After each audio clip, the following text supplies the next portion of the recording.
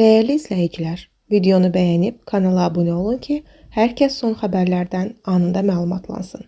Həyatda gərək öz həyatının taleyini meneceri olasan. Adam var, nə istəyir onu da edir. Adamda var, gözəl müğənnidir, amma şəraiti yoxdur. Müğənni var, gözəl ifaçıdır, amma dünyanı gəzməyib, kitab oxumayıb, oxumaqdan başqa heç nə etmir. Xəbər verir. Xüsusilə əməkdar artist Ədalət Şükürov Xəzər axşam proqramında deyib, müğənni həmkarlarına səslənib. Əgər yaxşı müğənnisənsə, ali savadın varsa, dünyanı gəzirsənsə, bu tamamlananda olur başqa şey. Bu da həyatdan asılıdır. Birinin imkanı var, birinin yox.